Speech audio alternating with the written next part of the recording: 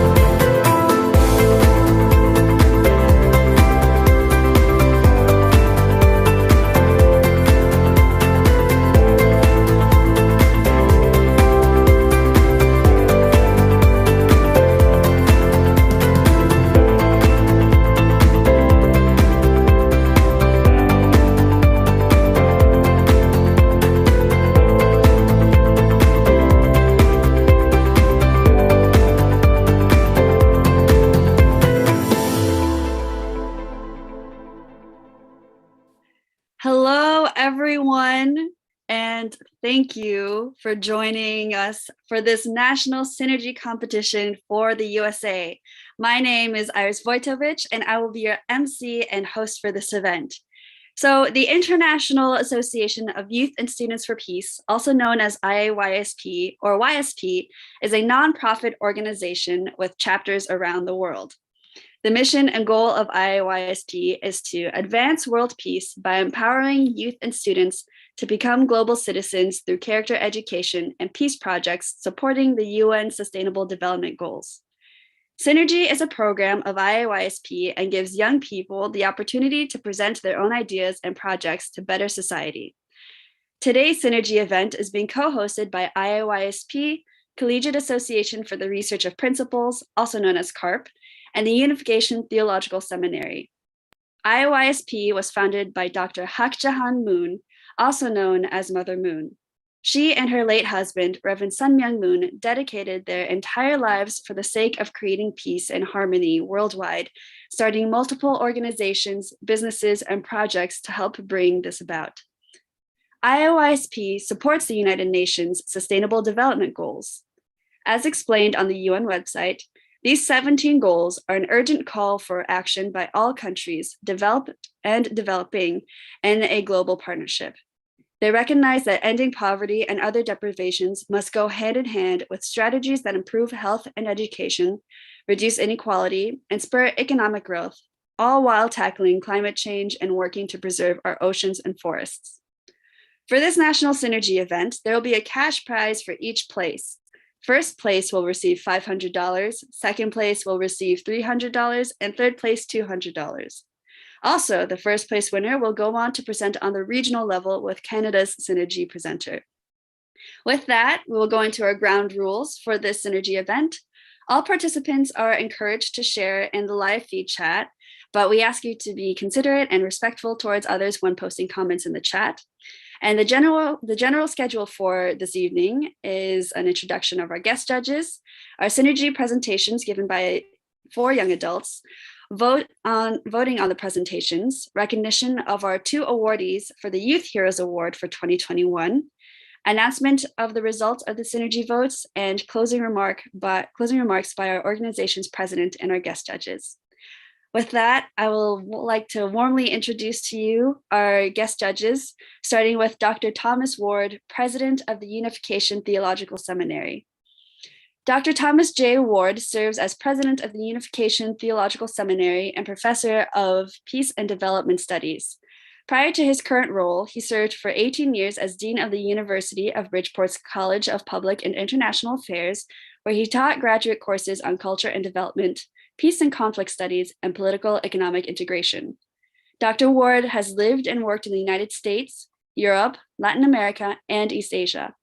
He lectures in English, French, and Spanish, and has a working knowledge of several other European and Asian languages. In 2008, he was appointed to serve as a member of the Connecticut Department of Higher Education's Policy Advisory Council on International Education and served in that role until 2011. Our next guest judge is Dr. Lisa M. Brady, Professor and Department Chair of History at Boise State University. Professor Lisa M. Brady is an environmental and military historian of Asia and the United States. She has earned degrees from the University of New Mexico, the University of Sydney, Australia, Montana State University Billings, and the University of Kansas. Her research examines the ways military activities during peace and in the times of conflict shape and are shaped by the natural environment. Her first book, War Upon the Land, Military Strategy and the Transformation of Southern Landscapes During the American Civil War, was published by the University of Georgia Press in 2012. She is currently working on a volume on global war and the environment for the Very Short Introduction series by Oxford University Press and on a book exploring the environmental history of the Korean War. Her research into the environmental history of the Korean Demilitarized Zone has been featured on the BBC and Al Jazeera and in other scholarly and popular publications and venues, including the World Knowledge Forum in Seoul in 2010. She is currently serving a 2-year term on the Association for East Asian Environmental History Governing Council and has been a member of the board of directors for the DMZ Forum since 2010. Professor Brady began a 3-year term as chair of the Boise State University History Department in fall of 2021. And last but certainly not least, our final guest judge, Mr. Milhan Stevens, president of IAYSP North America and USA. Mr. Stevens is a visionary that has dedicated his life to making a world of peace. He has contributed to this cause through his leadership with the Family Federation for World Peace and Unification for 8 years. He currently serves as the president of the International Association of Youth and Students for Peace USA, where he works to empower young people to take responsibility for the greatest challenges our world is facing today. Mr. Stevens has been working with youth in the areas of service and education since 2004. He is a graduate of the University of Maryland with a Bachelor of Science and has a master's degree from the Unification Theological Seminary in Religious Studies. He currently lives in New Jersey with his wife and 2 children. With that, we'll start by introducing to you what our Synergy presentations are about, or what is Synergy is probably the question on your mind right now. Well, Synergy is a presentation event where college students have a chance to share their own ideas through their words. Young people who have already started their career can also join in as well. The name Synergy comes from the students' ideas and energy words put together, ideas I expressed with an exclamation point to convey an exciting image. Energy and the power of students' ideas make a synergetic effect to change society and the world. So, with that, the theme for today's Synergy event is the role of youth in resolving conflicts and achieving the Sustainable Development Goals towards the peaceful world of interdependence, mutual prosperity, and universal values. So without further ado, our Synergy presentations will begin right now with our first speaker, Tiffany Gao, age 17, a student of Syosset High School in Long Island, New York. Tiffany, we welcome you to the stage. Hi, thank you so much. Let me just quickly screen share. So, all right. Hello, everyone. My name is Tiffany Gao, and today I'd like to address the issue of environmental racism. Environmental racism is defined as the environmental injustices that minorities suffer from solely due to their race and the social and economic disadvantages they endure. Race plays a large part in our society when it comes to which race receives benefits and which race receives attention in times of need. Minorities that also suffer from economic disadvantages are even less likely to be able to endure environmental injustices, leading their struggles to become even more difficult to manage. So how does it affect others or work? Naturally, environmental issues such as air pollution or water pollution can damage mental and physical health. In addition, a study found that toxic waste facilities are often built in minority communities, which is often an issue of community mindset and the concerning problem of corporate mindsets. Environmental racism also often occurs in areas that were previously segregated. Financially advantaged races lived in areas with greater greenery and parks that were considered luxury areas, which often contribute to the idea of urban heat island effect. Urban heat island effect often leads to air pollution and heat pollution that ends up being the leading cause of death in many communities of color. So to go further into it, the urban heat island effect is the idea that heat absorption and retention is higher and water penetration is lower in more urban areas, which increases the temperature of these cities. Naturally, these higher temperatures can cause greater health issues, which may even contribute to death. Why this issue strikes me so deeply is not just because I care about our deteriorating environment, but also because racism is a deeply rooted issue within our society that must be addressed. One specific case study I'd like to share is within my own state, New York, in the borough of the Bronx in New York City. Known as Asthma Alley, members of this community suffer greatly from air pollution that is completely being ignored by law enforcement. As a racially diverse neighborhood with predominantly Black and Hispanic populations, environmental racism starts to play a part in environmental devastation that is being ignored and needs to have more light shed upon. Here are some photos displaying the pollution in the Bronx, including air pollution on the left and river pollution shown on the right. In fact, a study found that Black Americans are exposed to about 56% more pollution than is caused by their consumption, and Hispanics 63% more. Meanwhile, non-Hispanic whites breathe about 17% less air pollution than they cause, earning a pollution advantage. This clearly goes to show the role that racism plays in environmental injustices. Thus, the situation at hand directly deals with SDG 10, reduced inequalities, and SDG 13, climate action. Sustainable Development Goal 10 focuses on ensuring that no one is left behind from all aspects, gender, racial, and economic inequalities. Sustainable Development Goal 13 focuses on climate action, especially reducing climate change and its impacts, especially within communities. This racial divide induces environmental disadvantages to those who may also not be able to afford to address the environmental issues at hand. My proposal is a climate and social justice task force, especially one focused on youth effort aimed to educate others on climate and social justice and engage with both their community and policymakers. This action plan will work as such. The task force will focus on increasing the environmental and social awareness within their community by communicating with others and furthering their knowledge about the issues at hand. From there, they can seek to address these issues and implement solutions by lobbying with policymakers or hosting community events and activities to reduce these climate effects. In turn, this creates a rippling or domino effect.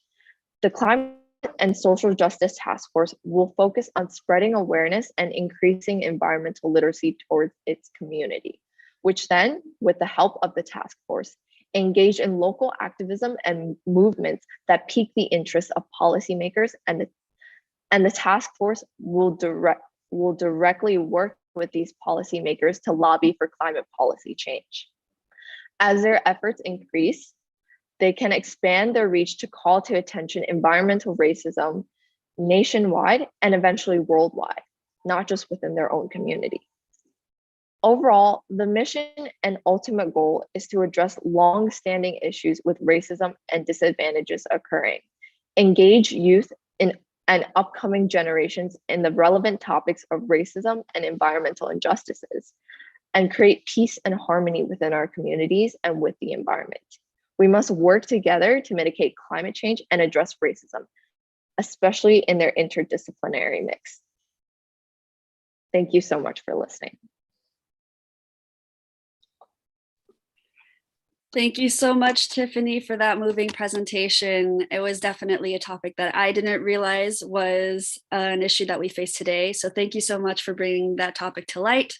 With that, I'd like to invite our judges to present any comments, feedback, or questions that they might have.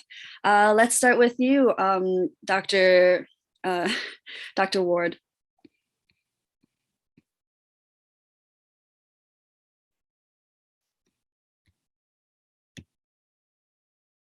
Dr. Ward, I apologize, I believe you're muted. I'm sorry. Thank you very much, Tiffany, for your fine presentation. You certainly outlined the issues very clearly. I thought that you did a great job in the way that you handled things and addressed them. I guess if I have a specific question, it relates to the feasibility of your solution. Given this is a nationwide problem, how do you see being able to do outreach on a level that would have a national impact rather than just an impact in a certain sector of the country? Right, thank you so much. So my idea is that naturally in these communities, there are going to be voices of opposition when it comes to the environmental racism that they endure. Naturally, these youths are going to want to do something about it, and change starts within the community. Eventually, when it builds up into the community, they start doing community events, they start popularizing it, kind of spreading it and networking through social media. It's going to start kind of a nationwide movement, like with everything else, with any climate movements, social justice movements, it comes through social media and kind of just this awareness from networking and these events that they'll host, and to kind of work through that to kind of set an example for other communities to also follow a similar kind of suit and eventually roll into a movement like the domino effect I discussed in my presentation. Thank you. All right, Dr. Brady, comments, feedback, questions? Yes, Tiffany, thank you so much for your presentation. You are absolutely right that environmental racism is a critical issue that we face not just here in the United States, but globally, between nations, within nations. And so I'm very pleased that you have taken this particular issue on as a focus of yours. I also think that you're quite smart in beginning with the urban populations, because that is, as you well know, where so much of the minority populations in the United States live. And so you'd get the biggest impact, I think, beginning with urban areas. My question is similar to Dr. Ward's in how might you envision this translating to rural communities? What kinds of issues do you think that they might have that are different from those in urban areas here or perhaps even abroad, if you see your movement as taking an international scope? Yes, of course. So this actually kind of touches upon a little bit of a personal note. Personally, my family is actually from a little village, a little rural village in China, and a lot of environmental issues that occurred there was just natural industrial pollution and this idea that water generally they had so my father lived near a bay that he loved to talk about, and what ended up happening decades and decades later is that this water slowly started to evaporate and environmental devastation occurred. And so there are actually a lot of issues that rural places face. It depends on where you are geographically. In terms of my family, it became a issue of reduced water, and slowly this water was being dried and reduced, while other areas face tsunamis and hurricanes. And so it becomes an individual effect that each community must work on within itself. But there are just so many geographical locations that are alike, and that they can kind of converse and work together to kind of address similar issues. And so that's what I believe both rural and urban areas can kind of work on together, along with a kind of international effort of reaching out and kind of connecting. Great. Thank you so much, Tiffany. All right, Mr. Stevens.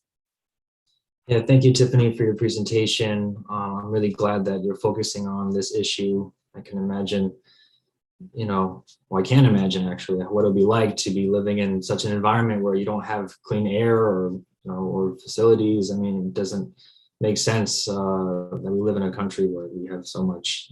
So I totally agree. We should start with raising awareness of the problem so people can, we know there's no easy solution. But as you said, we start with awareness and we can start to work together and find, greater solutions. My question would be more about your approach to organizing with youth organizations. You think you mentioned coalition. I love that idea. In fact, we've made some connection with the incoming mayor of New York, and we interested to see what kind of possibilities we have there. Are there different youth organizations you're thinking about creating a coalition with, or maybe presenting and creating some forum for discussion or anything like that? Again, I'm not sure if you've taken any steps already, but is there anything like that in mind? Yeah, of course. So naturally, I think we want to work with a lot of the bigger organizations that can bring us more support, like Sierra Club, the Nature Conservancy. But there's also a lot of youth organizations that are working, and some that I'm also part of. Some that I'm part of is the Tomorrow Project, Think Ocean. These are all youth organizations that are focused on kind of lending out, kind of raising awareness, but also lending a hand when it comes to supporting communities or kind of connecting with different kind of chapters. Like we personally have different kind of chapters, and as like a national team, we get to kind of discuss with the chapters what kind of environmental issues are happening within your city. And it's actually really intriguing. You get to learn a lot about the kind of different issues that everyone's facing that you never would have expected because you're living in one certain place. But it becomes like a very collaborative effort, and like community focused effort, not just within geographically, but like kind of this mindset of we must address this. This is how we have to go about this environmental oriented community. And so all of these kinds of youth organizations are perfect ways to kind of connect everyone together and find ways to solve these issues together. Thank you. And one quick question also is, are these other organizations, do they usually connect the two, racism and the environmental? Is that common, or is that something that you kind of have to raise more? Yeah, so currently, I would say the intersection between environmental and social justice is a little less talked about. It's definitely an issue that I really want to gain more eyes on and shed more light upon, which is why I wanted to present here. But personally, I'm actually the National Social Justice and Equity Director at the Tomorrow Project. And environmental racism and this kind of idea of intersectionality, so inequalities between gender, economics, and socially and environmentally, these are issues that we want to address, and it comes across like I said before, it comes across different nationwide. So yes, there are a lot of people kind of trying to raise this issue and talk about the intersection between environmental and social justice, but it's definitely something we have to talk about more. Right. Okay, so like early stages, but you're at the head of it, so that's great. Yeah, we're really trying to spread awareness here. Thank you. Great. Thank you again, Tiffany Gao, for that presentation. And thank you, judges, for your comments and questions. With that, I would like to welcome up our next presenters. They are a duo, Kengo Kawa and Madoka Tsuchihara, both age 25 and from Los Angeles, California, and are members of the CARP Collegiate Club in Los Angeles. So yes, Kengo and Madoka, take it away. Right. Hello, my name is Kengo Kawa. And my name is Madoka Tsuchihara. And our focus today is turning the DMZ war zone into a global peace park. So you know where the DMZ is located. So right here in the region highlighted in green. So the size is 4 kilometers, the lengthwise, and 250 kilometers more so across. And in the middle is the military demarcation line that runs all the way across the peninsula. So again, our project is turning the entire DMZ war zone into a global peace park where we want the 5th UN office to be. So our strongest proponents of this project have been 2 individuals, Reverend Samya Moon and his wife, Dr. Hak Jahan Moon. Dr. Hak Jahan explains in her recent memoir. In his speech given at the United Nations headquarters in New York in 2000, my husband announced our vision of a peace park in the demilitarized zone. I have recommended that the UN open its 5th office in Korea, specifically in the demilitarized zone on the 38th parallel. This will bring the issue of Korean reunification to the attention of the world's people as no other action can. So as Reverend Mrs. Moon recommended, we also see the DMZ as this strategic location to establish a 5th UN office to help bring about a peaceful reunification of the Korean Peninsula. Well, why is building this global peace park at the DMZ significant? We just need to really understand the situation of how the DMZ was created. Do you know what divided Korea? It's the ideologies. So an example of this war of ideologies was the Korean War. So the Korean War was this war between North Korea and South Korea. And communism is that thought that centers on humankind and materialism and not an absolute and unchanging God. So the North represented communism and the South represented the free democratic nation. The fighting eventually ended on July 27th, 1953, when the Korean Armistice Agreement was signed. And it was signed by the US Army Lieutenant General representing the United Nations Command, the North Korean General representing the Korea People's Army, and the Chinese People's Volunteer Army. But this agreement created the DMZ to separate the North from the South. But no peace treaty was ever signed. So the two Koreas are still at war, and they're engaged in what's called this frozen conflict, where it's a situation, there's no more armed conflict, but there's no peace treaty either. So this means that legally, any conflict can start again at any moment. So Korea became this final endpoint of that confrontation of the ideologies of Godism and the atheism, materialism. So Korea, as a nation deeply rooted in Christianity, was prepared by God to realize peace in the world. But what happened worldwide in the years following the division of North and South Korea shows how the 38th parallel was truly the frontline battle between democracy and communism. So the deeply rooted Christian values in South Korea declined, and communist values quickly spread its influence. So as it stands now, the communist countries aren't the only ones in danger, but even the democratic countries are losing to this ideology and causing problems like what we see in South Korea. So the effects can be seen by what the culture in South Korea is like now with the Christian churches. So young people in South Korea are now leaving their churches. According to the research company Gallup Korea, in 2015, 69% of South Koreans in their 20s had no religious beliefs. And this is up from 55% in 2005. We can also find interviews of South Korean youth who no longer see the relevance of attending church and believing in God, and instead worshiping more material things. And we can observe other growing problems in South Korea influenced by the communist and materialistic ideology. So for example, we see one of the highest divorce rates in Asia, with infidelity being more socially acceptable. We see the rise in suicidal rates too.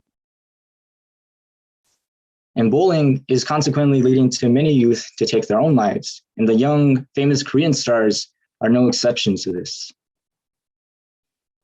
We see cosmetic surgery is that common graduation gift parents give to their children. And do you think all this is happening in only Korea? We know it's happening in our nation too. So this is a devastating consequence that the 38th parallel brought to the world.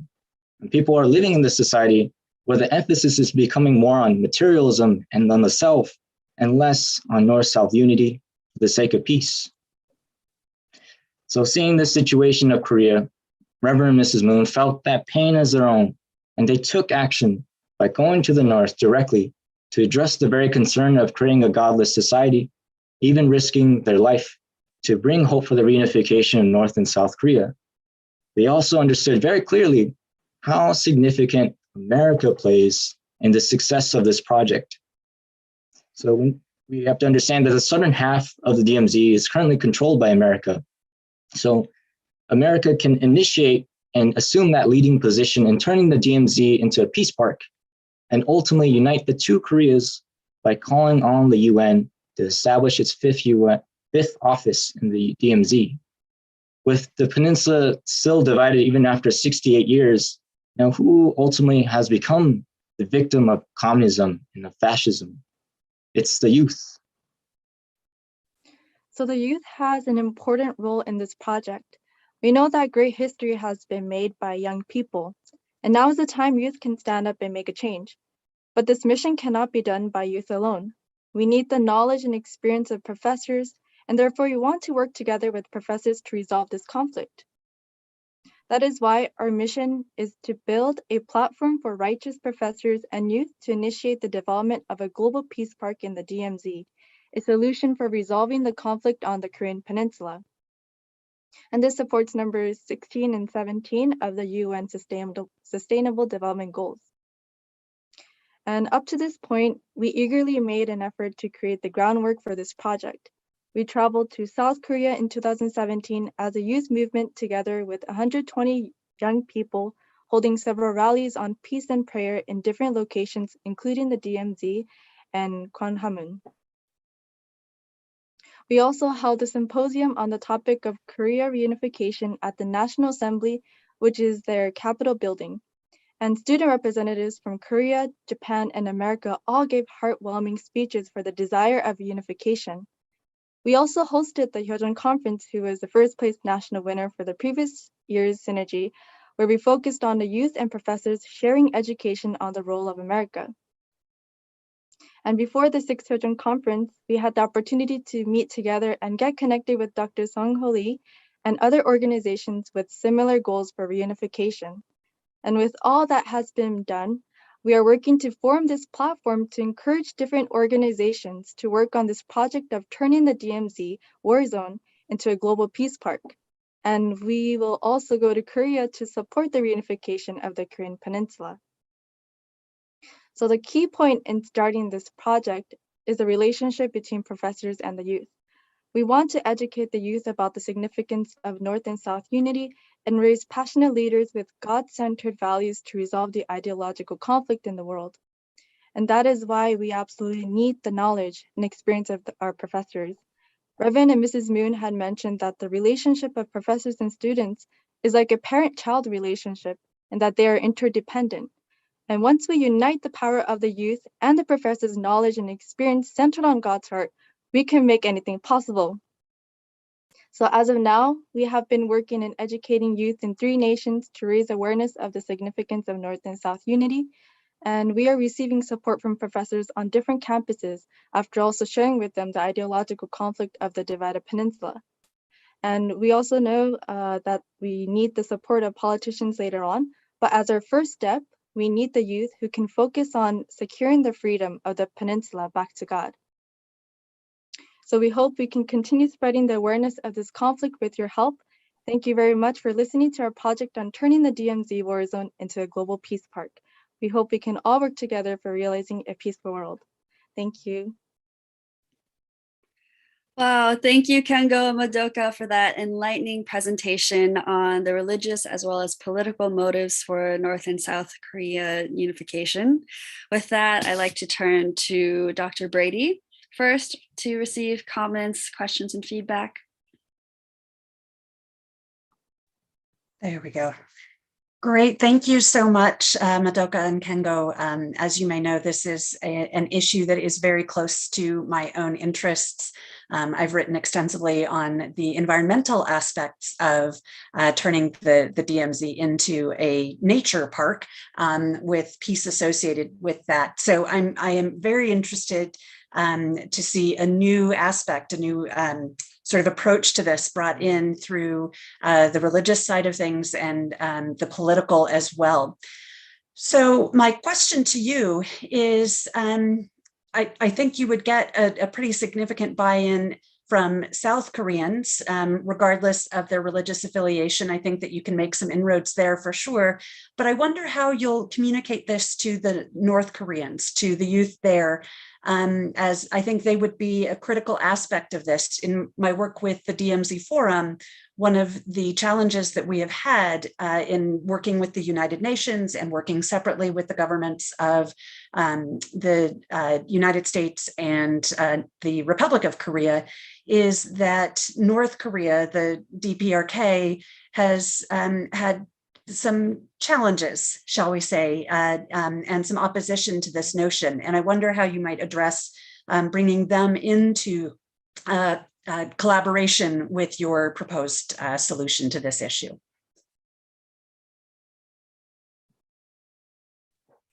Thank you very much for the question, commentary. I think it is an important factor that we are also inviting North Korean side of the situation and how they want to go about the situation. I think being in a place where we want to come not in like in a higher position or not in a forceful position, but I think it ultimately comes from a place of love and care and compassion that we show with them. And I think it really can show with inspiring the youth there and motivating to take more of the action on more of the like the political aspect or academic aspect, and even on the religious side of things. So just to see that that's the kind of place that we want to come from as well, and especially showing that America can come from that place, how it has a major influence and factor in this whole situation. We're not trying to become again by force or by power, but more so that we really truly care what's happening in your situation, North Korea, and we want to take action to get better help where you're facing now. Thank you. All right. Thank you, Dr. Brady. Moving on to Mr. Stevens. Yes, thank you for this presentation. I know that this represents years and years of effort, and you could see just from the photos how many young people were involved with each of these awareness events. So we just thank you for this, addressing this issue, and also including a religiosity to it. I think there's definitely a spiritual aspect. I mean, I've done some studies in East Asian culture. There's a lot of, whether it's shamanistic or there's definitely a spiritual history that should be addressed. So, kudos on touching on that. I got two questions. One of them is maybe clarifying the scope of the problem, because, you're talking about building a peace center, and I'm not sure if you have the means to do that. I'm wondering maybe more focusing the scope on the Korean young people and raising awareness. Maybe that's more of the and sharing the vision of Mother Moon. So I'm just curious of have you considered clarifying or narrowing the scope a bit more so people can understand how they can get involved and how they can contribute? That's a excellent concern, and to address that, I think more so that we definitely wanted to come from a place of a platform where the different organizations that specialize in the different areas that they can help contribute to this final goal of helping the reunification in North and South Korea. So I think just opening up that kind of platform and dialogue and that situation where we can come together and work together, I think would be an important aspect. And of course, to clarify more and more as we go along, what exactly we can pinpoint that platform. And thank you. Also, you mentioned quite a bit about Mother Moon. I'm wondering if there's any more, resources or organizations that should be able to contribute to this important cause, only because you mentioned it so much. Well, definitely.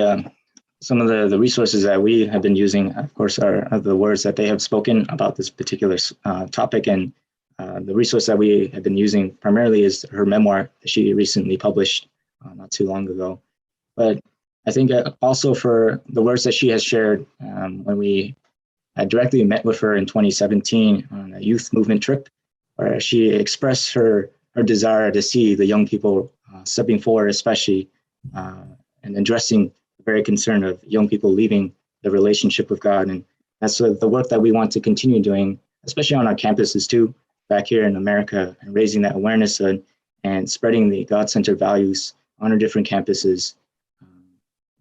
How about in terms of organization or assets or ways to contribute? Vision and awareness is one thing, but I'm asking more about that. The assets, well, I'm coming from a place of being directly involved with CARP Los Angeles, but I do see that would be an important factor. And as Madoka highlighted before, that we need to come to eventually to a point where we connect with the religious leaders, academic leaders, political leaders, and all the influence that they have, because we know that we have limitation as young people. We recognize that, but to know that we're not trying to do this alone. to create an interdependent relationship, especially with our professors. Thank you. Thank you for your comments and questions, Mr. Stevens. Dr. Ward?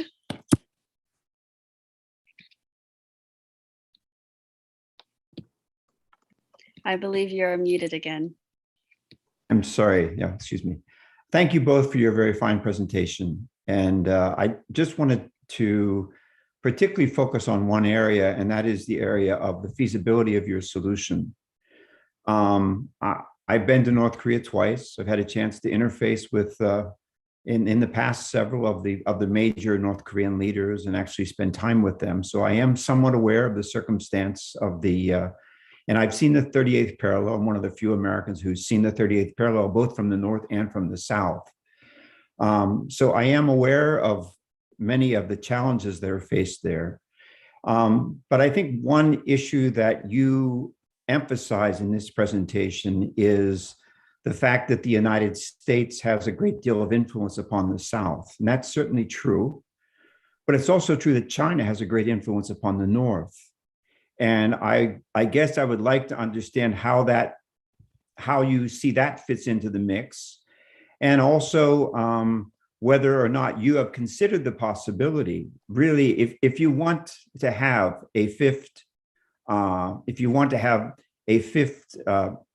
UN secretariat, so to speak, or a what do they call it? It's a fifth UN presence on the 38th parallel. Don't you think that it might also be wise to factor in the need to have a sixth UN presence in China? Otherwise, I think you're going to have a lot of opposition to this proposal. Anyway, I'm just wondering if you've thought about those things. Those are excellent concerns, and thank you for them.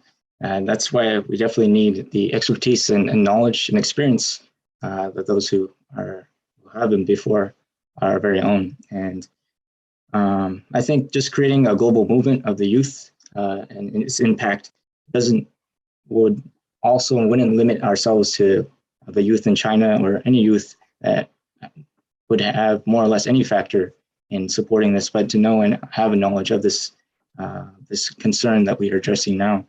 But I have not personally thought of a sixth UN office, and I would very much be interested into researching more on that point. Well, it's probably something you want to have in your back pocket as you get more and more involved, because it's almost certainly something I've noticed that some Koreans that are very involved, they somehow see it's a competition between Korea and China. That's a mistake, in my opinion. Basically, I think that you want to factor that in. I guess the other question that I have, and I don't know if you've thought about this or not, but I guess it was about a year and a half back, there was a negotiation center in the area of the 38th parallel where the North and South were occasionally getting together. They were meeting, they were discussing, and suddenly the North Koreans decided to destroy that site. So I guess another question that I would have is how will such things be prevented when you have a peace park? What will be the steps that you would think about having to take in order to prevent the same type of thing happening to the peace park? It's also an excellent concern to address, and as we move forward, we definitely want to dive deeper into. But I think just still coming from a place, like I mentioned before, a place of love and compassion and care. And if something does go disarray or not according to the plan that we had first proposed, or whatever may be the case, still coming from that same place of heart and love for them, no matter what kind of disagreements may come about, that we're still coming to a place where we truly do care about the situation of the whole peninsula. That goes for North Korea, that goes for South Korea. Thank you. Sorry. Thank you very much. Thank you so much.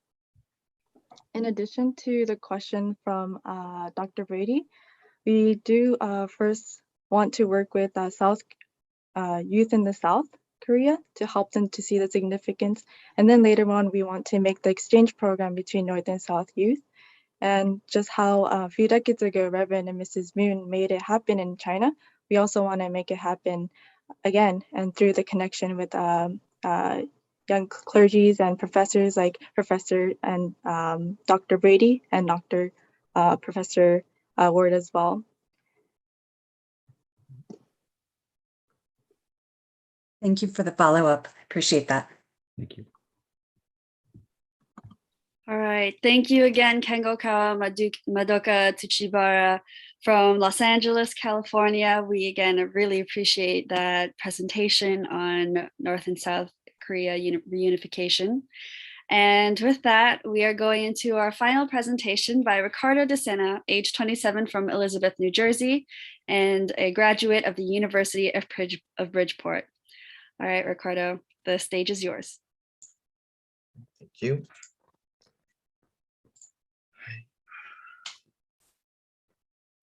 What's up? Okay. All right. Good evening, distinguished judges and participants watching from home. My name is Ricardo De Sena, and today I want to present on corruption in Latin America. My goal this evening is to give a framework for understanding corruption in Latin America and to provide some solutions we can use to tackle one of the biggest issues facing this region today. The first question that needs to be asked is, where are we today with corruption in the region? Here, I'm going to show two sets of data that I pulled from Transparency International's report on citizens' views and experiences of corruption. This first set of data shows a public perception of corruption in the worst of the countries in Latin America, which shows us that a majority of Latin Americans have a disfavorable view of their respective governments. This second image shows us that most people, 53% of the population in Latin America, believe that corruption is getting worse, with only 16% believing that it's getting better. And I'll talk about a specific case on that later on. It is clear from the data that we have, although progress has been made, as a whole, corruption is continuing to make a significant impact on the lives of the people in the region. Now, I want to look at a case study of a country that has done well to curb the effects of corruption. This case study will be analyzing Uruguay. Uruguay, according to Transparency International, stands at 21st of the 180 countries listed on the website.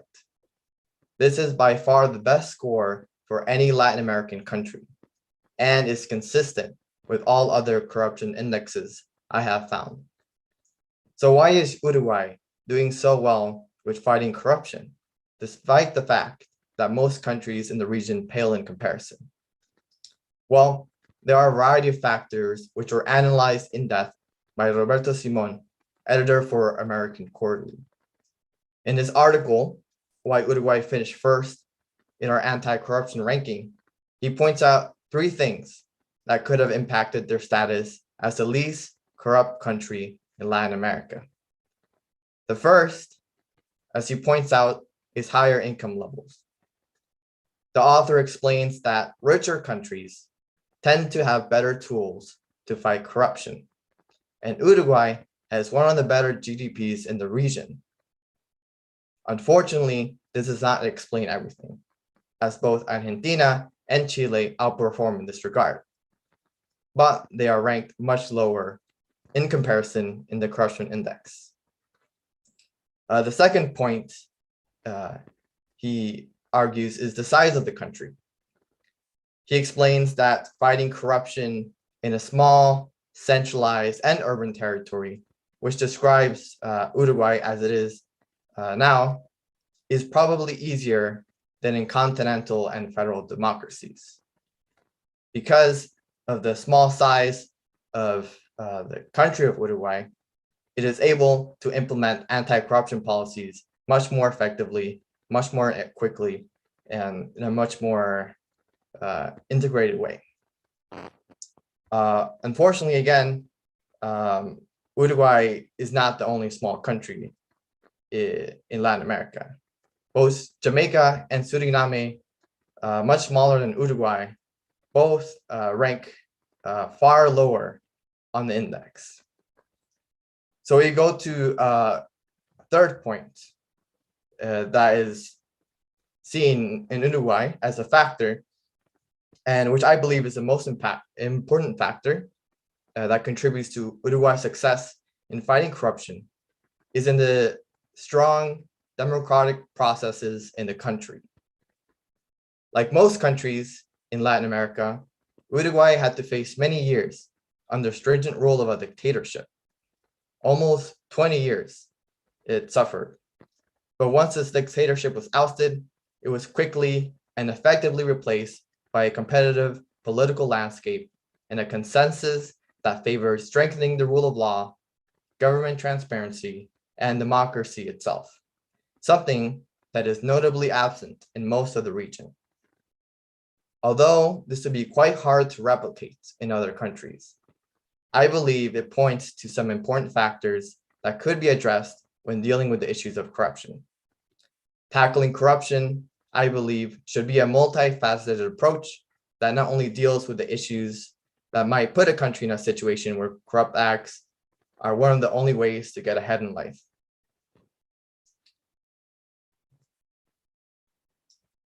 I believe there's a bigger conversation to be had in regards to corruption and how to deal with it.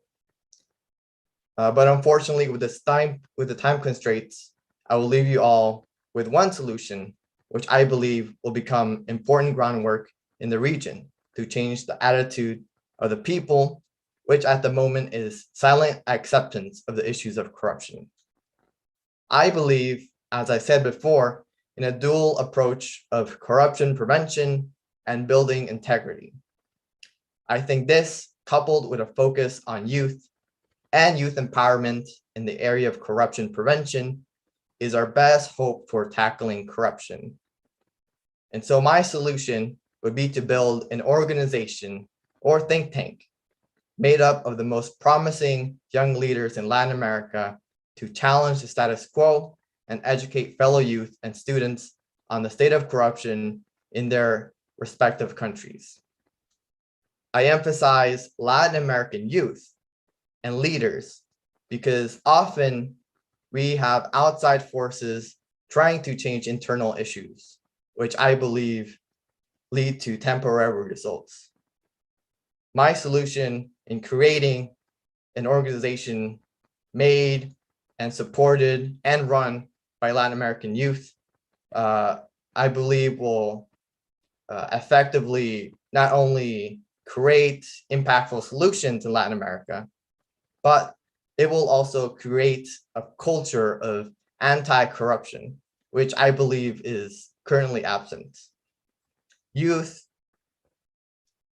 the biggest strength they have is hope, and youth being at the center of such an organization can only lead to positive results. So finally, I would like to leave you all on a final note, something to reflect on. To be corrupted or not is a personal decision. If we are taught and we learn the core principles of integrity, we can gradually overcome corruption. These are the words from Jesus Navarro, an active participant in the fight against corruption in Venezuela and Latin America. Thank you all for your undivided attention and for considering my solution to corruption in Latin America. Thank you, Ricardo, again for that presentation. That was, yes, a very good presentation of bringing awareness to not just the issues in terms of the corruption of Latin America, but also bringing awareness to the solutions at hand. So with that, I'd like to invite up Dr. Brady for her comments and feedback on Ricardo's presentation.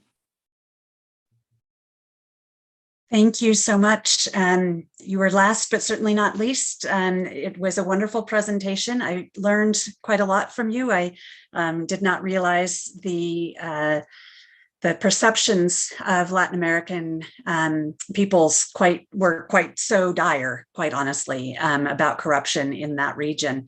I knew obviously it was an issue, but your data really brought that home to me. So I appreciate that you presented those and brought that information to the foreground.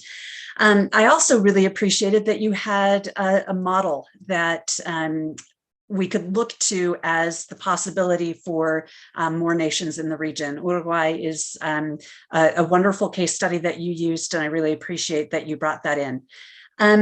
My question, I guess, is do you know if there are currently youth organizations active in fighting corruption there in Latin America that you could tap into, that you could sort of bring together through your solution of this wonderful idea of a think tank? I'm just curious to know if there are on the ground actions already in place that you might be able to leverage should you move forward with this solution and this proposal. Yeah, thank you very much. And I'm really glad you asked that question because when I was doing research into situation in Latin America, and I know of an organization in Venezuela specifically that are called Los Incorruptibles, which I guess roughly translates to like the not being able to be corrupted. I don't know. Los Uncorruptibles. I guess it's a rough translation. But yeah, they've been doing amazing work in Venezuela for a really long time. And I kind of look to them as inspiration, but also as kind of success story on which I can kind of replicate in other countries as well. So my hope with this organization is also to be a kind of hub where other students, other young leaders can kind of come to us for tools and for inspiration and for networking. I think what we're missing in Latin America, besides the actual like groundwork of people, trying to fight against corruption, is a sense of like, it's possible and you're not alone. I think, often what happens, and this is personally I've experienced this as well, is, you get so tired and overwhelmed with seeing corruption, every day in every facet of life. It does seem a bit impossible to tackle, but I feel like when you have an organization behind you, you feel like, you can start, with small steps, but you can do something. Great. Thank you so much. Yeah. Thank you, Dr. Brady. I'd like to move on to Mr. Stevens for your comment and feedback. Yeah, thank you, Ricky. This was, I also learned so much. I mean, I didn't know there was even a corruption index. I'm happy to hear that there is such a thing so we can observe this problem in some way, because it seems, yeah, like you said, it seems almost helpless. If that's your day in, day out, that's all you see is corruption. And to not just categorize it as corruption, but to actually say, okay, there is an index and we're making improvements, gradual improvements towards something better, and have case studies around that. So thank you for that. Again, also this will be very helpful for nations around the world to learn from, if we can make some success here. And my question is, what sort of leadership will be required to get this think tank started? I mean, is this something that would be kind of hard to initiate, or can you initiate this, or maybe work with YSP and do something? Is it simply a forum, or what kind of leadership do we need to get it started? Yeah, thank you for your question. I think that's a very good one. I think the kind of leader that we need to kickstart an organization like this, if I wanted to be at the scale of the Latin American region, would I think firstly someone with the kind of connections that can, go through all the different countries in Latin America, but also somebody who's really passionate and someone who is, experienced with this kind of corruption. So I would hope it'd be somebody from Latin America that'd be able to take this on. So this, I mean, do they have to be in politics? Could they be in all kinds of cultural or social?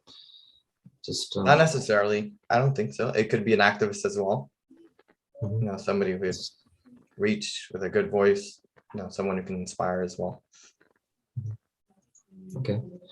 And my second question is, what would you say is the cause of corruption? And I don't mean necessarily like how it all started, because that's hard to say, but yeah, like I just want to look at more fundamentally. And again, you don't have to go into this too much, but just help me understand where corruption comes from to help keep it from happening again, even if you make some inroads. Yeah, I can't give you a straight answer because something I don't completely understand myself. But based off what I do know, I do feel like there's definitely like a sense from what I've seen of like prioritizing family over society or state. So, someone who might be in a situation to take a bribe, for example, they wouldn't be thinking of, how is this affecting my country, in a large scale, like societal level. They'd be thinking, if I can pocket these extra, $10-20, what harm can it do? Yeah, so I think it's maybe that's part of it. I'm not completely sure, but from what I've seen, it's I don't think people who are corrupt are bad necessarily, but they're giving this opportunities to improve their lives, which normally they won't have. Right. That makes sense. Yeah. All right, thank you. Thank you, Mr. Stevens, for your comments and feedback. Dr. Ward? Yes, thank you, Ricky, for your presentation. It was obviously thought out by you a great deal. I have a couple of comments that I wanted to make. First, I thought that the chart that you introduced concerning satisfaction and concern about the growth of corruption in Latin America, it only was over a 1-year period. And I think that, basically Latin America has, I don't know what would be the response if you asked them to look over the past 35 years, because, 35 years ago, almost every Latin American country was a military dictatorship. And so that has been cleared up, I think, which is important. Also, in terms of Uruguay, yes, Uruguay is a good example. I think, but the reality is that Uruguay has a pretty strong democratic tradition. If you look at it, if you compare it to a country such as Bolivia, which has had a long history of military dictatorships, or even Argentina, at least up until about 1940 or so, it was a democracy, and then suddenly it also fell into authoritarianism and became corrupt. So I raise that issue because I feel democracy is important, but I think that one of the big issues that one faces in the case of Latin America is rule of law. You did mention rule of law, but it's fine to have a democracy. But actually, if the laws that are in place, no matter how beautiful they are not enforced, we're not going to get anywhere. And I know that for many years, for example, in a place such as Argentina, there are laws about taxation, but they weren't respected and they weren't enforced. So there is a need for a rule of law, not just a matter of democracy. Democracy is very important, but that piece of rule of law is also a very important one. My question to you is that in creating this particular type of an undertaking where you would be reaching out to young people, who a little bit relates to what Mr. Milhan Stevens also raised, but how are you going to find the people who can be able to guide them and can be able to be at the center of this type of an organization? Who will be the examples, and how will you choose and identify those examples and work with them? Yeah, thank you for your comment. I think that's a really important one. In terms of finding I guess mentors in a way, right? Yes. I think that would have to be something that I have to look into. Honestly, right now I don't have the answer to that. Yeah, I would just leave it at that. I really don't know what kind of mentorship we could create, because I don't personally know any political leaders that are very much against corruption. But I'm assuming that's the kind of people we'd have to find. Okay, thank you. Thank you. Thank you, Dr. Ward. Thank you to our presenters again for your wonderful and eye-opening presentations. They really do fit the bill for our theme. I apologize at the beginning of the presentation. I said that our theme was achieving the Sustainable Development Goals. Our theme for this energy event is bridging the divide between nations and communities. And each one of these presentations have done exactly that, with Tiffany Gao's presentation on the intersection of racial and social justice and environmental justice, Kengo and Madoka's presentation on North and South Korean unification, and Ricardo's presentation on corruption in Latin America. Thank you so much, presenters, for everything that you've shared with us tonight. I'm sure there's a lot that our viewers could take away from these points and can hopefully take action on in their own way too. So with that, we enter our voting process, which will, now begin. Audiences who are tuning in will vote through the My Vote platform, and the judges will vote with an evaluation sheet. The My Vote link has been added to the Synergy event page on Facebook and is also on the screen right here. 70% of the voting weight is by the judges and 30% is by the audience. So please take a minute to submit your vote for your favorite presenter. And with that, I will invite up our tech team advisor, Taka, to explain how to vote. Okay, thank you, Iris. Yep. So once you hit the link, you'll be led to a page that looks very much like this. Obviously, this is just a placeholder. I don't want to sway any votes in any way, but yeah, something very similar. You'll follow this vote icon in the middle, the blue button, or alternatively click the tab here, and that should lead you to the same place. So in this example, we have 4 selections. To lock in your votes for each selection, you'll click the number. So I want to select for first place. Although I'm from Boston, I'll click glazed for now. Place that in first. For second, I would like to choose raspberry jelly, and so forth. For third, I'll pick French cooler, and for fourth, Boston cream. So when I'm satisfied with that, I can click Save Vote in the top right corner in green. Suppose I want to change it, you can go back and let's say I have a change of heart and I click first. I can reselect Boston cream to put that up top. And once again, check your submissions and save vote. So this should be very similar on both mobile and on a browser. I hope that's clear. Thank you, Taka, for your explanation on the voting system. With that, we will give everyone 5 minutes to submit their votes.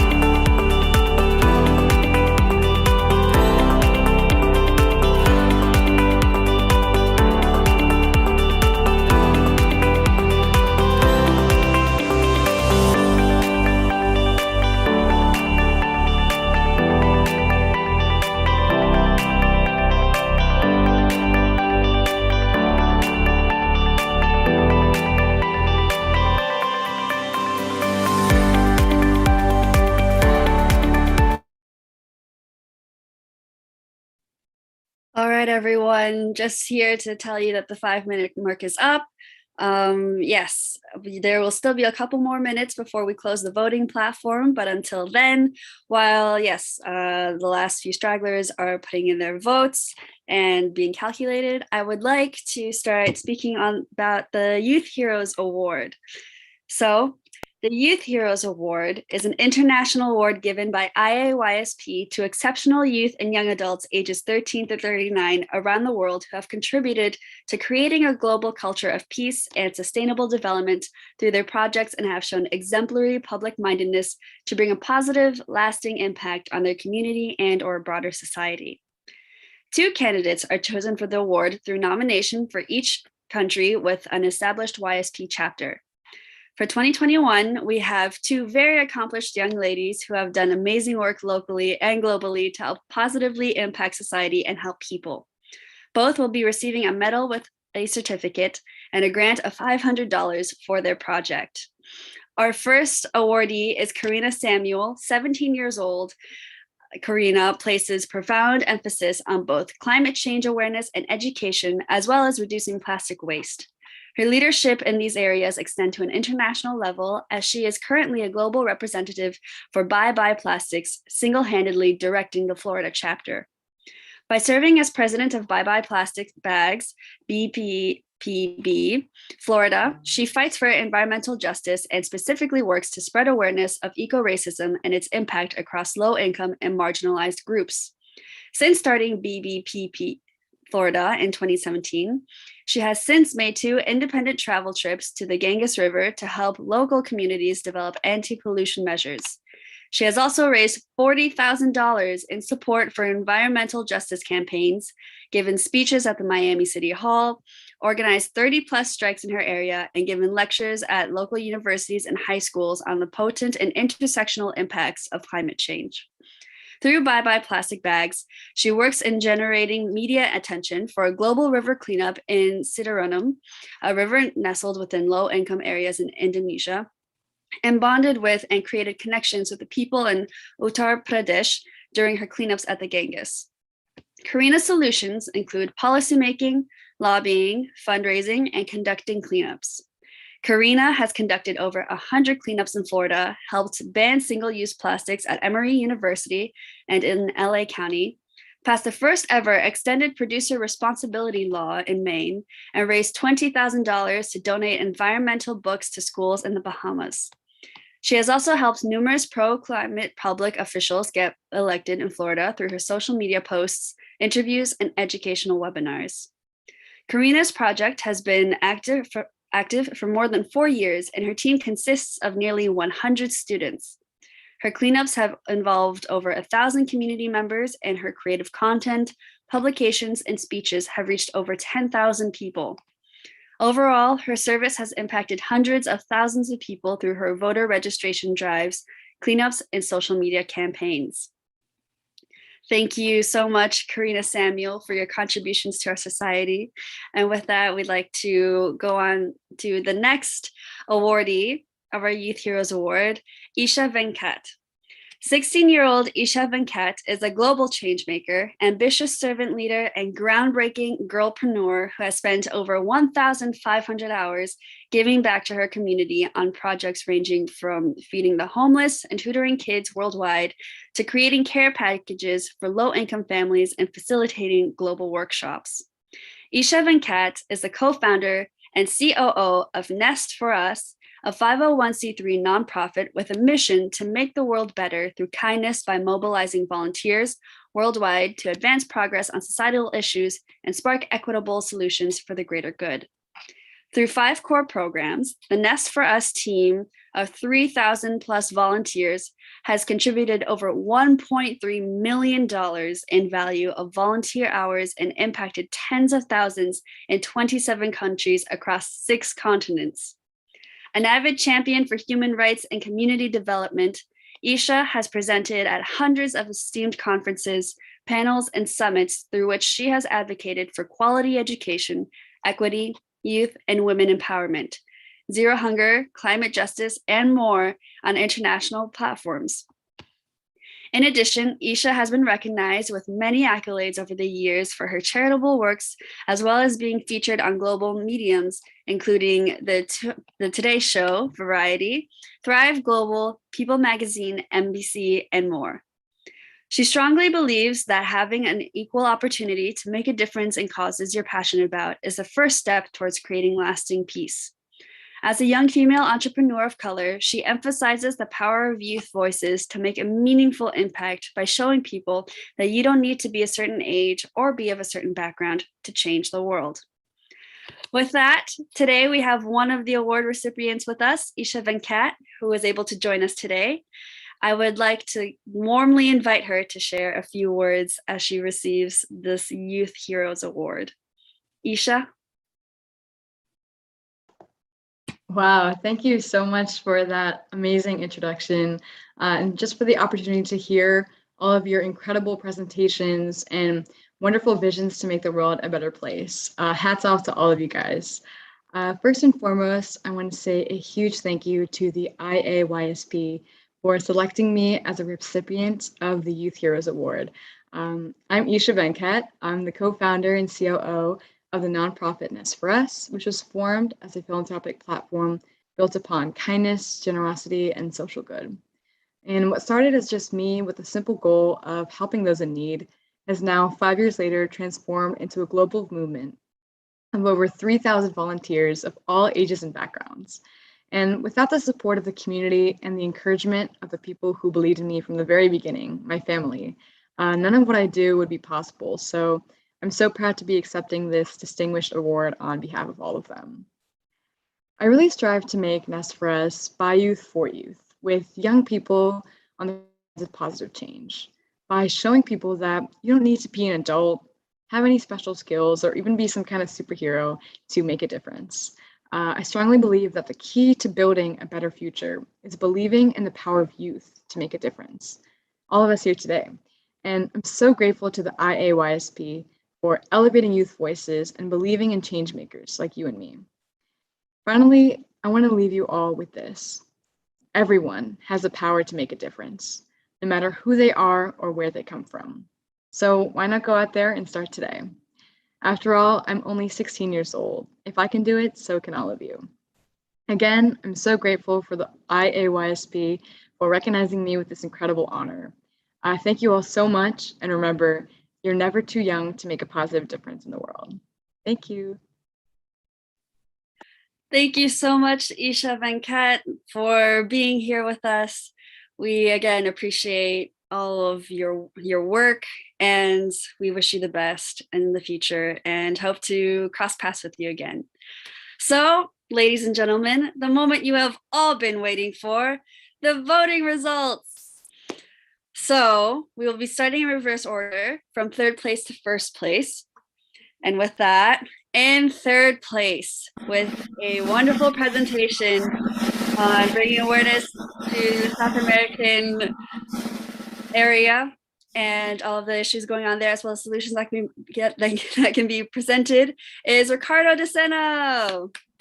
Congratulations, Ricardo. Thank you so much for coming here with your presentation and enlightening us with these problems but solutions. We always need that kind of hope, and we hope that you will be the one to bring that spark of hope and faith to South America. And in second place, with her fantastic presentation on the intersection of environmental justice and social justice, we have none other than Tiffany Gao. Thank you, Tiffany, again for coming and giving us this presentation. I live in Chicago, so this is also a topic that is near and dear to my heart, and I am excited to apply what I've learned from your presentation in my own city, and I can't wait to see how your education catalyzes in the future. And with that, certainly last but not least, in first place with their presentation on North and South Korean unification, with bringing a park and establishing a UN office at the DMZ, we have Madoka Tsushihara and Kengo Kawa. Thank you again. for that enlightening presentation. And yes, I'm sure we all hope for the unification of North and South Korea to come about soon, and that you may be a part of that solution as well. So with that, those are our winners. And we are so happy to have had them with us today, to have had the privilege to hear from them. I hope that you have all felt the same privilege of learning from these presentations, and that there are some pieces of information that you can apply for them in your own lives as well. And just as another reminder, our first place winners, Kengo and Madoka, will move on to the regional synergy competition and presentation but with Canadian presenters. The regional synergy event will be held on January 22nd, 2022 at 6 p.m. Eastern, and the details will be posted online within the next week.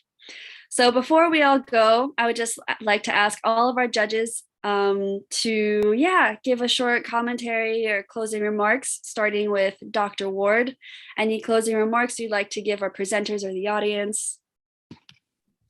Thank you very much, Iris. You did a great job this evening as our MC and guide, taking us through everything. And I'd like to first express really my gratitude to President Milhan Stevens for, as someone described him, for being a visionary to put together a project like this. And I really look forward to seeing it expanding and growing each year. And also to his very capable assistant, Mrs. Naria Garter, who also has done a great job. And I really want to thank both of them for all their efforts. I'd like to also express my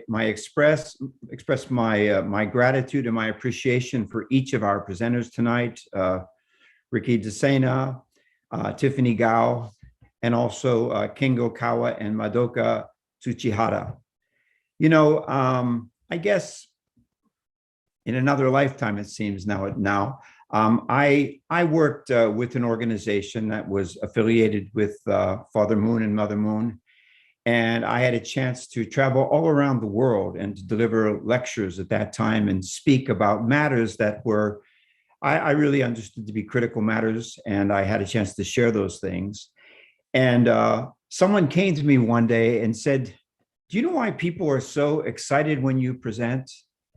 And I had no idea. I said, "No, what's the reason?" And they said, "Because you're so young. That's the reason. Because you're so young. That's the main thing that attracts people to you when you speak."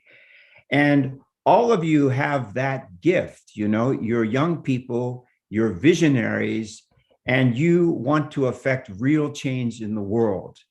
So this is the time really to be able to build, to prepare yourself, and to be able to take those next steps to make effective change in the world. And I just want to really encourage you to go forward.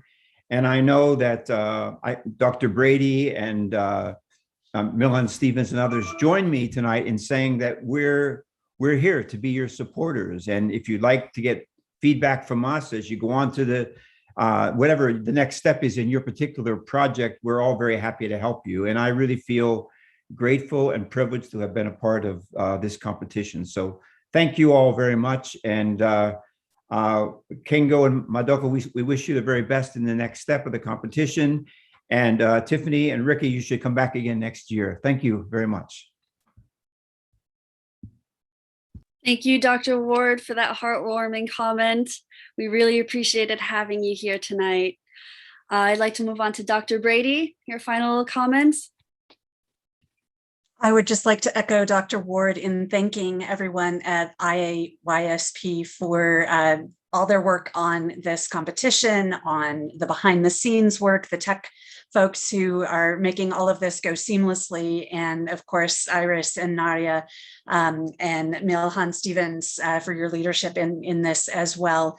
I also want to congratulate all the presenters for just really wonderful ideas. It was so encouraging to see such thoughtful and well presented ideas and solutions for some of the most intractable problems we have before us today. And it's just so wonderful as an educator myself to see that all of you are taking what you have learned and taking your passion and doing something with it. Some of the highlights for me from tonight's event are the concepts of care and compassion and hope, and that those are embodied in each of you is gratifying and encouraging, and it gives me some optimism for the future, even in times like these where we have maybe come to some crossroads for ourselves in our life paths. And maybe a little bit of pessimism for the future. But you all give me hope for the future. I look forward to seeing you put your care and compassion into action.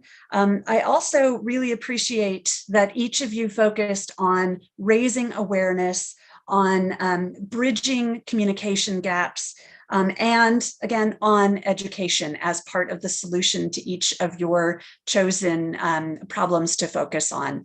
And again, I'd just like to thank you all very much for your work. I hope you will all go out and implement your solutions as best you can, regardless of the events tonight. And I just wish you all the best in your very promising futures. Thank you. Thank you, Dr. Brady, for that hope and that inspiration to move forward as youth. We really appreciate that comment and closing remark. And yes, now I'd like to pass it off to Mr. Stevens, our IAYSP USA president, for his closing remarks.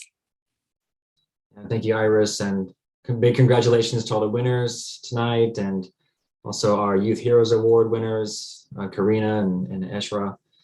Esha, congratulations. I'm really impressed. It's amazing how you really blow away what people expect from youth. I used to kind of hate the word youth because it kind of puts a little asterisk next to your name. There's like, oh, maybe they don't expect as much, but youth are absolutely critical. Of course, the UN knows this already. But tonight we talked about division. Often a lot of the root cause of most problems is just divide. And people don't understand one another, and they have their own, misconceptions. And I do feel that youth are the ones to address this, And what I love about this platform here is that it embodies one of our greatest values, which is, I think, unique to IAYSP, and that is something we call Hyojung. Hyojung, this is a word that Mother Moon, we affectionately call. Hyojung is a principle of two different characters. One is Hyo, which represents this filial piety towards your elders, this kind of admiration and this seeking to learn and inherit. And then Jung is heart, so like it represents this oneness of heart and mind, so that we are actually co-creating the future together, as opposed to, fighting for rights necessarily and things like this. In this sort of format here, we're able to learn from our elders and also make it in a more entertaining way to raise awareness of these issues, and that there is a way to solve these problems. And I firmly believe that the problems to most of our world, the solution to most of our world issues is in the heart of some young person somewhere that doesn't even know that they possess the solution. So it's important to raise our voices. It's important to be heard and to get feedback so we can build this together. And I'm just so happy. I'm so glad our judges are here, Dr. Ward and Dr. Brady. I mean, I know you have just a wealth. I'm looking at those books behind you, Dr. Brady, and we could definitely use your help in making, as the youth, we need that mentorship, as Ricky mentioned. And so we will continue to hopefully build these relationships. And I want to just close with this hope. I firmly believe, I'm not just a visionary, but I'm also an optimist. And I believe that we can resolve a lot in one generation. especially now with technology, and I think there's a lot more awareness we can reach. So let's keep going and let's keep the fire burning despite all the Zoom meetings that we have to have. Let's continue forward and make a big difference this time around. So thank you. Also, thank you for all the viewers out there for watching, and we will see you all in the finals. Thank you, Mr. Stevens, for your closing remarks. We really appreciate that explanation you did of the concept of Hyojung, and yes, how we embody that as the youth with our presentations and doing it to make the world a better place. So yes, with that, that brings us to the conclusion of our evening together. Before we go out, again, final announcement. The Regional Synergy event will be held on January 22nd, 2022 at 6 p.m. Eastern. So mark your calendars and don't forget it. We will see again our presenters Madoka and Kengo at this Regional Synergy event. So yes, with that, I'd like everybody to, yes, turn your cameras on so we can take a final group screenshot together. And yes, I believe we are all here. All right. 3, 2, 1. Cheese.